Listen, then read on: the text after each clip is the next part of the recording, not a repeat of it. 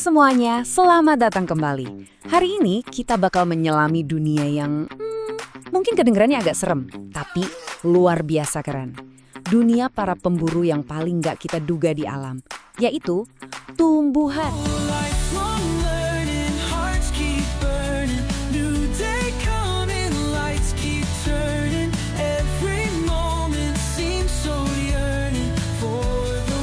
Jangan lupa like, komen, dan subscribe ini.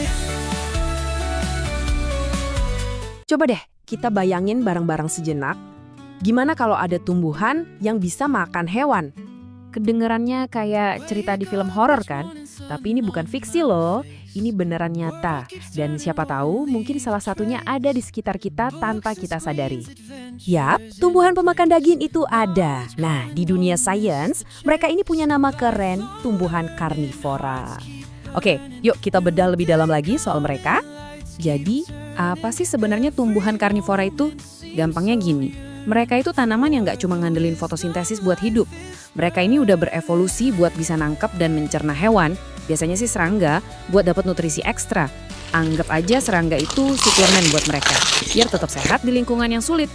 Sekarang saatnya kita kenalan sama para pemburu utama dalam cerita kita hari ini.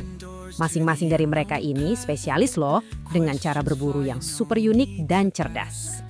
Ini dia 4 tersangka utamanya.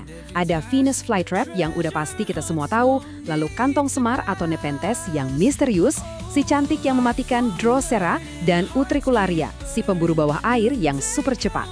Nah, yang bener-bener bikin mereka menarik itu ya cara mereka berburu. Tiap tanaman ini udah ngembangin mekanisme perangkap yang luar biasa. Ayo kita lihat satu persatu. Pertama, yang paling terkenal pastinya Venus flytrap. Perangkap ini adalah sebuah mahakarya kecepatan yang kita kenal sebagai perangkap jepit. Gini cara kerjanya, daunnya itu kebuka mirip mulut yang lagi nunggu. Di dalamnya ada rambut-rambut pemicu yang sensitif banget.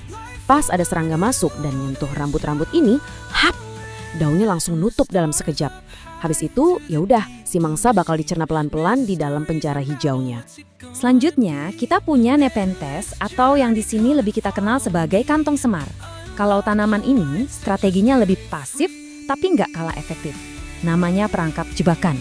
Coba deh lihat bentuknya, persis kayak kantong kan? Di dalamnya itu ada cairan pencernaan. Jadi serangga yang tertarik bakal mendarat di bibir kantongnya yang licin banget, terus leset. Jatuh deh ke dalam cairan itu dan nggak bisa keluar lagi. Akhirnya tenggelam dan dicerna. Simple tapi mematikan. Oke, kita pindah ke Drosera atau Sundew. Wah, kalau yang ini jangan sampai tertipu sama penampilan yang cantik berkilauan ya. Soalnya kilauan itu justru perangkap lengket yang jadi andalannya. Jadi daunnya itu dipenuhi sama tentakel-tentakel yang ujungnya ada cairan lengket mirip tetesan embun pagi. Cantik banget. Tapi begitu serangga hinggap, mereka langsung nempel dan gak bisa kabur. Gak cuma itu, daunnya juga bakal melipat pelan-pelan buat ngebungkus mangsanya biar proses pencernaannya lebih maksimal. Dan yang terakhir kenalan sama Utricularia, si pemburu paling cepat di antara semuanya. Tanaman air ini pakai mekanisme yang gila banget, perangkap vakum.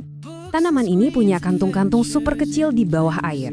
Nah, pas ada hewan kecil kayak kutu air nyentuh pemicunya, pintu perangkapnya kebuka dan serut. Langsung nyedot mangsanya ke dalam cuma dalam waktu kurang dari 1 milidetik. Itu ratusan kali lebih cepat dari kedipan mata kita. Bener-bener salah satu gerakan tercepat di seluruh kerajaan tumbuhan. Pertanyaan besarnya sekarang, kenapa? Kenapa coba tumbuhan-tumbuhan ini sampai repot-repot jadi pemburu? Jawabannya itu ada di tempat tinggal mereka. Nah, coba kita lihat perbedaannya. Di tanah yang normal, nutrisi kayak nitrogen itu banyak tersedia. Tapi di habitatnya tumbuhan karnivora, contohnya di rawa atau tanah gambut, kondisi tanahnya itu miskin banget nutrisi, terutama nitrogen yang penting banget buat pertumbuhan. Jadi, ini dia kuncinya. Serangga itu ibaratnya suplemen nitrogen buat mereka. Dengan nangkap dan mencerna serangga, mereka bisa dapat nutrisi penting yang nggak bisa mereka dapetin dari tanah. Ini adalah solusi adaptasi yang super jenius. Makanya, waktu kita lihat tumbuhan-tumbuhan ini, kita seharusnya nggak ngelihat mereka sebagai monster. Justru kita lagi jadi saksi salah satu contoh kreativitas dan adaptasi paling luar biasa yang ada di alam liar. Jadi kalau kita rangkum, ada yang pakai perangkap aktif, kayak Venus flytrap yang menjepit, Drosera yang melengket, dan Utricularia yang menyedot.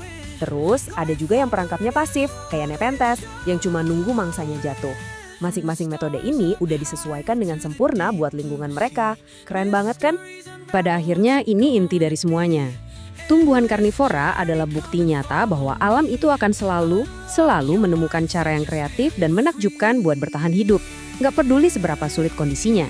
Jadi, setelah ngelihat semua keunikan mereka, saya jadi mau nanya ke kalian.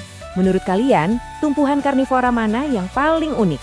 Si cepat Venus flytrap, si sabar kantong semar, si cantik Drosera, atau si super cepat Utricularia?